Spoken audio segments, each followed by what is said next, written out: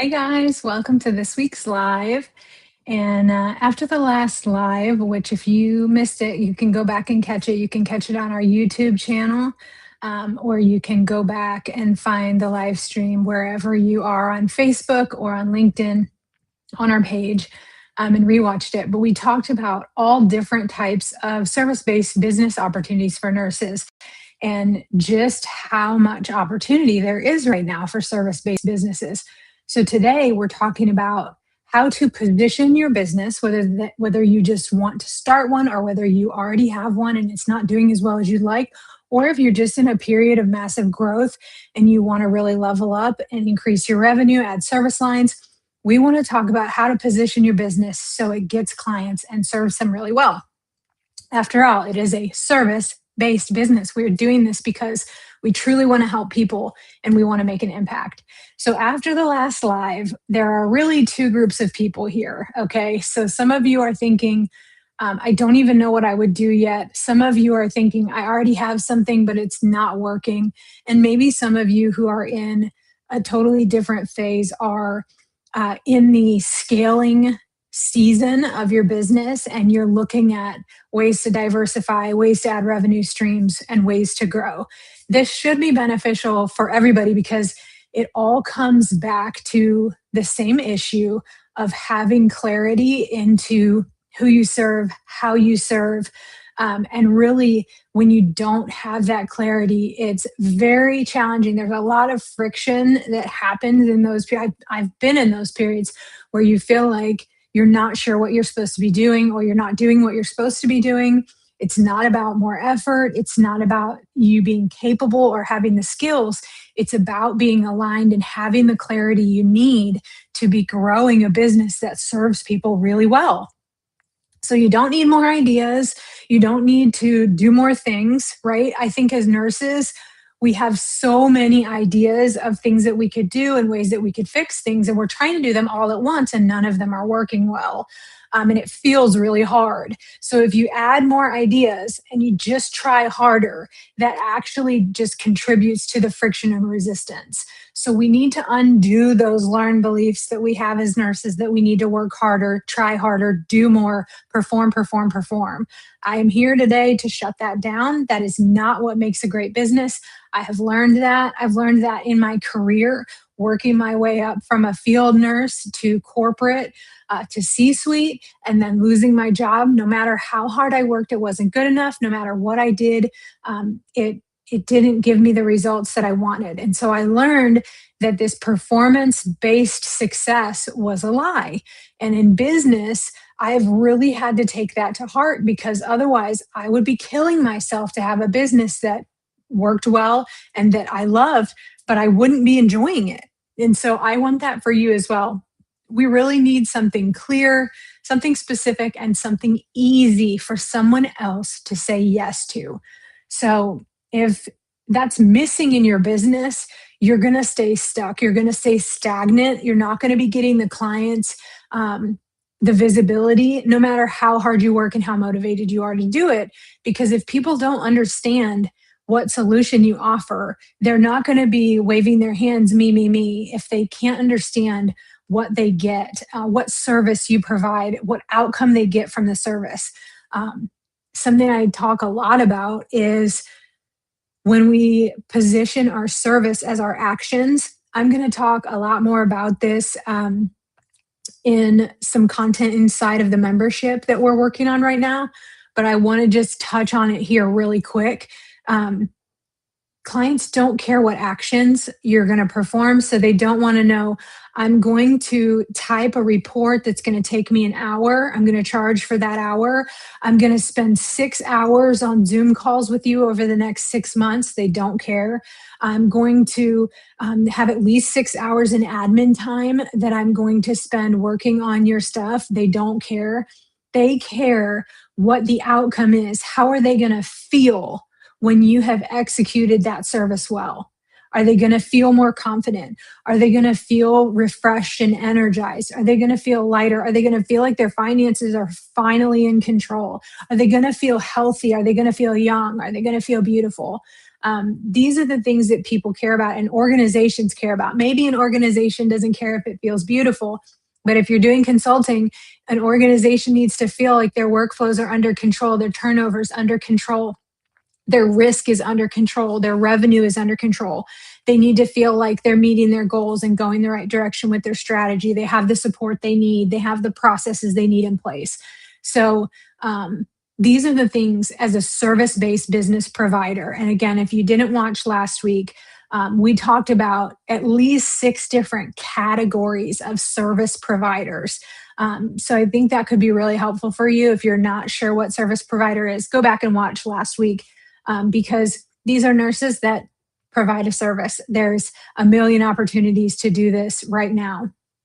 But the first way to do this, the first way I would recommend, step one, is to start with what you already do well. So, or audit what you're already doing and offering if you have a business. What's going well? What is selling? This is an area I'm so embarrassed about this because this makes me feel so dumb when I talk about this, but it's true. I really was dumb. Um, my first year in business, so in 2020, I was trying to sell a program to long-term care facilities. I talked to over 25 CEOs in 2020 for long-term care facilities about my Save Our Staffing program. It was a staffing program that I spent countless hours developing, spent $1,500 building out a beautiful ClickUp dashboard that I never once ever touched because no one ever bought that program. But you know what I was making money on during that time was helping a hospice get accredited, helping switch their accreditation from CHAP to ACHC. Maybe you've heard this story already. I've told this story several times for the NNBA and different conferences and things that I've spoke at, but I was sitting here putting all this energy and effort into something that no one wanted and not being able to figure out why it wasn't working. And then I look back and I'm like, Nina, you were actually already doing something that was working. I was actually already helping a hospice with accreditation, and they were paying me $150 an hour to do that. I made almost $200,000 my first year in business on accreditation support for a hospice and on coaching support for directors of nursing. And here I am spending countless hours putting myself out there trying to sell a program no one wanted because there wasn't a need for it. It wasn't something they were willing to pay for.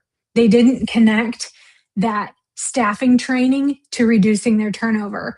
They didn't connect that program to controlled revenue, increased revenue, decreased risk, decreased turnover. It wasn't something they saw they needed. They weren't willing to pay for it. And I wasn't willing to accept that. Imagine how much easier the next couple years of my business would have been had I not been trying to pitch to long-term care facilities that whole time. Imagine if I had been reaching out to hospices instead that whole time, making connections with hospices about accreditation. Imagine that. Imagine how many more clients I would have had because that was something someone needed help with and was already paying me to do and had a great outcome from, had a great accreditation survey passed, right? So start with what you're already doing, with what is already working and what you already do well. What are people already paying you for, already coming to you for, already asking you for? Something you know confidently that you can do. So, and if you're already in business, is your current offer based on your strongest skills? Is it based on what you've had the most success with, or is it the one you just like the most? I think sometimes we get in our head that something should. If you hear the word should, you just pause for a second because there's something wrapped up in that you need to look at. If you feel like this should be working and it's not, you need to take a step back because that word should is a loaded gun. Okay, step back and say, should this be working? Why do I think this should be working? What is actually working? A lot of nurses build offers around what sounds good and not what they're actually known for, what someone else is doing because it seems like that they should be good at that too, or because it's appealing to them, but not what they've actually done in the past. We should be building our own businesses on our expertise, what we have done with our license and learned in our experience as a nurse, okay? Because that's what we're experts in. And we we can charge premium rates for that because we've done it successfully. So, um, you know, if your offer doesn't match what you naturally do well, it's going to be really hard to sell it. You're going to notice that resistance, that friction, that tension, because it's going to feel forced. It's going to be very hard to sell something that you're not actually aligned with. I have been there, and experienced this firsthand. So the second way, step 2, is to focus on a real, repeated, repetitive problem that an organization or person has. Your offer should be a solution to a problem. I'm going to say that again. If you are a service-based provider, your offer should be built on a problem, on the solution to a problem. So we want to make sure your offer solves something that repeatedly occurs and is a negative thing for an organization or a person. So what problems do you keep seeing, right? We've all seen this in healthcare. This problem keeps happening and no one is fixing it. There is a solution you can offer. If you have made the solution anywhere you've worked as a nurse to a problem that repeatedly happened, you've already got an offer. It's right there. Are you solving a clear, urgent problem or something more vague and less tied to a specific outcome? There should be a specific solution with a real tangible outcome of what happens when you fix it. So a vague example of your real repeated problem would be, I improve patient care. That's great. I'm really supportive of that. However, that is not clear and specific enough. Why is patient care suffering? Why is the quality of care low? Maybe it's because there's documentation errors. Maybe it's because there's staffing issues. Maybe it's because the nurses don't know what to look for that's going to be audited. So a vague coaching statement might be, I help support nurses with coaching. Well, that's great, but what do they get from that coaching? What is the problem they're experiencing? So more clear might be, I help new nurse managers lead their teams with structure and confidence, right? So we want to be really specific in what we do, how we do it, and what the outcome is, and not vague or general. So people don't pay for support, right? They pay for what they get from the support. They pay to solve a specific problem being fixed, a pain and a promise. This was one of my early coaches talked about. The pain and the promise are two things we should speak to related to a problem. The pain that they experience from this repetitive problem and the promise of how we can help them and what outcome they'll get. So the next step, the next natural thing that we can do to move into doing that is to get specific about who it's really for. So who actually needs your solution? One of the biggest issues I see is that sometimes we are speaking to people who either aren't the right person for our solution, can't pay for it, or don't want it. If you're speaking to people who are, divorced about improving their marriage, it's going to be really hard to get them to buy your product, right? You need to be speaking to the right person who actually needs my product. Well, if it's about improving your marriage, then married people need your product, right?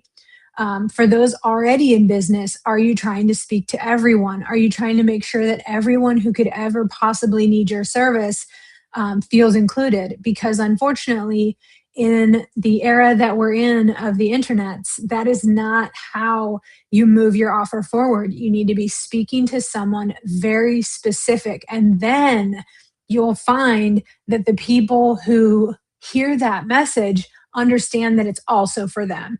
One example would be, I message mostly to hospices for accreditation. However, I have home care and home health reaching out to me constantly about quality, QA, QAPI, accreditation, all kinds of things, startup. And those are not things I typically message that are services. I typically message that I do hospice accreditation, education, and compliance. But those other providers know, well, if she can help a hospice with that, we're set up very similar, she could probably help us. And they come to me and ask, will you help me with this? And I say, absolutely. So speak to the more specific. One thing I've taught multiple times in workshops for the NNBA and other associations and other courses that I've taught is that you either need a small message to a large audience, or you need a large message to a very small audience. So a large message would be wellness, but you can't have a large message and a large audience. Wellness for anyone. You're going to get lost. It's red ocean. You're going to get eaten by the sharks because there is a million billion wellness providers and wellness products and wellness solutions. So you need to narrow your message to be much smaller, or narrow your audience to be much smaller.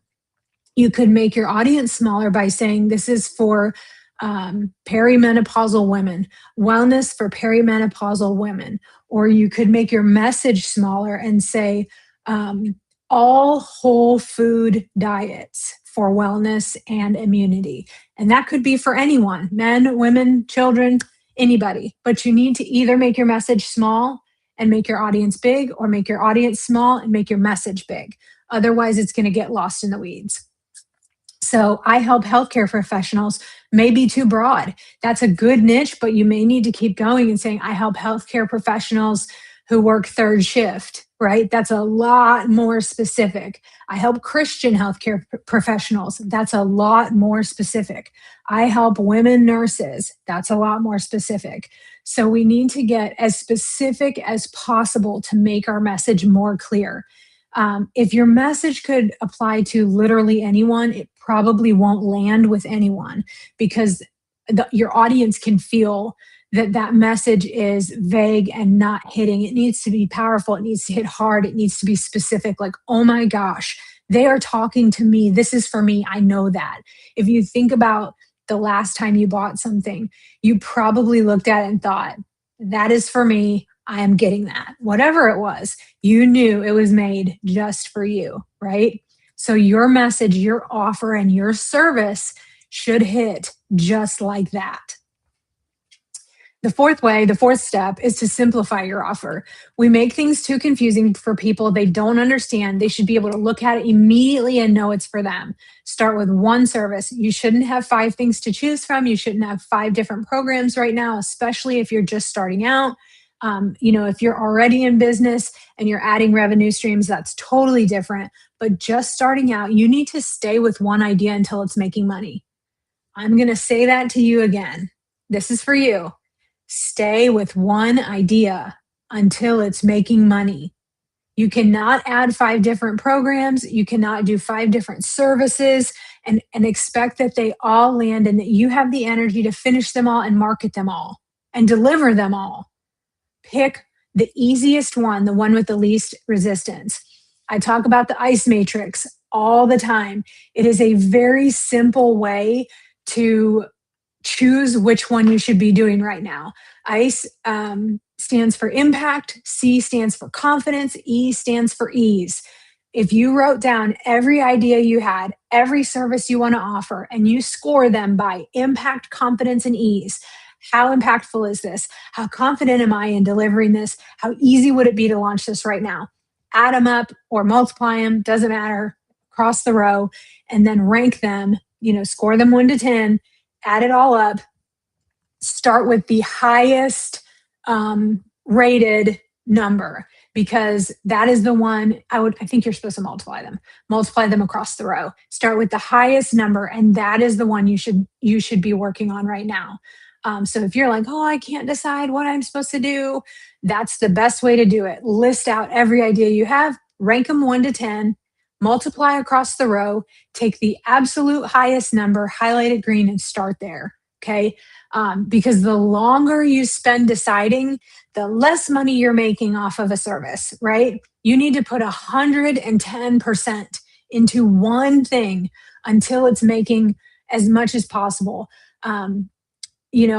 I know of I think it was Russell Brunson, but I don't want to say that if it's wrong, but yeah, from ClickFunnels, you should make $1 million on one service before you add anything else, I think is what he said in his book, which is crazy when you think about it. You know, you're like, oh my gosh, $1 million on one thing. But that's how serious this is. That's how much time and effort you need to put into your first offer. It should be making enough money that you can start building your business off of it before you add anything else. Um, so don't overcomplicate what you're offering. Start with one service. Too many options, too many services, and too many directions does a few things. It confuses the client and it overwhelms you. Both of those are not good, right? So instead of offering consulting, coaching, education, audits, start with I help X solve Y through Z. I help women with perimenopause solve their symptoms through coaching. And that's your whole offer. That's it. That's the offer. One thing. Simplicity and clarity convert. They work really well. There's no resistance there. Complexity confuses people, overwhelms people, then they don't choose anything at all. They back away. There's distance there. There's friction there. There's resistance there. There's decision fatigue. They should be able to know what you do and choose it immediately. I know that's for me. And then step 5 or way number 5 is talk about it, right? New and established businesses both forget this. Newer nurses hesitate to start. They don't share what they're doing because it's not working yet. Well, if I share this and I'm telling people about it and it fails, then they'll know I'm a failure and they'll make fun of me, right? Or I don't know what your particular um, reason for not sharing your business is. Maybe you don't want to feel, I know a lot of nurses don't want to feel like they're self-promoting because it's gross or it's salesy. They don't want attention. They don't want to be in the spotlight. I totally get that. I feel that. However, it is a part of business to promote what you do so that the people out there who need it can see it. Because if you don't, somebody who needs that from you isn't going to get it. There's somebody who needs what you offer. And if you don't share it, they won't get it. So it's really important to be talking about what you do. You don't have to lie. You don't have to say, I have a $1 billion business coaching nurses on family dynamics and improving their relationships. No, you can say, I'm exploring, I have been providing nurses with support. I have been coaching nurses. I am trying to coach nurses. I am starting to coach nurses. I've just started exploring coaching nurses with relationships, with their weight, with hormones, whatever it is you do. You should be talking about this nonstop because you will be shocked how much clients, how many clients, how much visibility this helps you get. So don't hesitate to be talking about it, even if you don't have clients, especially if you don't have clients. You should be telling everyone what you do, what you want to do. It can just be a conversation of everyone you know who will listen to me, literally, who will listen to me talk about what I want to do. Hey, here's what I want to do. Is there anybody you know who that I could talk to that this would help? Do you know anybody who has this problem? Do you have any friends who would be willing to talk to me about this? You can do it any way you feel comfortable, but start talking about it. For those already in business, sometimes we get inconsistent or unclear in how we show up. We forget, about our original offer, and we start trying to add revenue streams and forget about where our bread is being buttered, right? So we get distracted. We start putting our energy into one thing and not bringing on enough help to start a new thing. So we're inconsistent or unclear in how we show up. So are you clearly saying what you're an expert in? Are you telling people who you help and how you help them, or want to help and want to help them? Are you having real conversations about your business regularly? Sometimes those of us that are already in business just assume everyone knows we're already in business. And you'll find out that they do not. They do not know what you do. They didn't know you had your own business, or they didn't really understand what you actually do. So you don't get clients from thinking about your business. And that's unfortunate because we spend a lot of time thinking about it and not enough time talking about it. You get clients from being visible and clear and sharing how you help.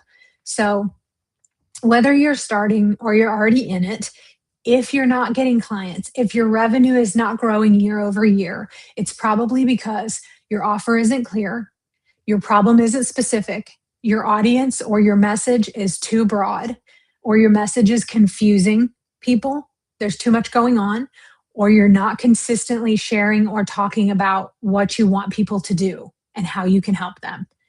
The good news is this is all fixable. This is all fixable quickly. You can fix this today, right? Start having conversations, make a list of who you could talk to, look at your offer, write it down, and clarify it. The other thing is, we are having this amazing workshop just for this in Nashville, May 1st and 2nd. This is literally where we identify the gaps and how to help you fix it. So, we're going to be building out these pieces, services, pricing, messaging, visibility, and getting clients in Nashville in person in a small group together. So, we're going to help you refine your offer, get clear on who it's for, help you get positioned so people actually understand it, and then give you direction on exactly how to get clients. So, you don't leave still thinking about how am I going to do this? You will leave with a plan and something that actually is proven to work. So, I think it's important that you ask yourself the questions that we've talked about today. Is my idea unclear? Is my message unclear? Those things, asking those questions are going to really help you understand where to focus your time and effort. I would also say, and nobody likes this, so sorry, we usually understand ourselves really well. I understand what I mean, right? When I say crazy things and I can see people's face and they're like, I don't understand anything you just said. I understood it. So ask some other people to look at your offer, have a couple conversations. I don't recommend friends and family because they'll tell you what you want to hear. They're your cheerleaders. They love you. They don't want to hurt your feelings. Find somebody a little removed and say that you still feel comfortable talking to, and say, hey, I would love to share what I'm doing with you. And if you would just give me feedback, I'm not trying to sell you anything. If you would just give me feedback on what questions you have, if you understand what I'm doing, and if you feel like my message is clear of who I'm actually talking to. So it's really important that we have that feedback because we're not really great at grading ourselves. We generally understand what we are trying to do. So I would love to have you with me at the Build and Launch workshop. We're building and launching six-figure service business for nurses in Nashville, May 1st and 2nd. Feel free to email me, Nina@nursesbusiness.com, if you have any questions, or Casey@nursesbusiness.com. We're both going to be there. This is in Nashville, May 1st and 2nd. We're going to build our businesses together. And I haven't even announced this yet. We're also going to help you market it. We're going to help you get visibility. We're going to put you out there to our lists and our contacts to get eyes on your services. So that is a huge bonus that we just added for these remaining seats. We have 3 VIP seats left and just a few general admission. I think we have a handful of general admission left and 3 VIP seats left. So for that VIP, you're going to get coaching before and after the event, private coaching and a strategy built for the growth of your business, and an amazing gift bag. If you can see all the boxes behind me, all those Amazon boxes back there are our gift bags. So I'm putting all those together now. You're going to get an amazing binder with exactly what you need for the next 90 days and exactly how you can build and scale your service-based business. So if you have any questions on that, reach out to us. I'd love to see you there. Thanks for coming to our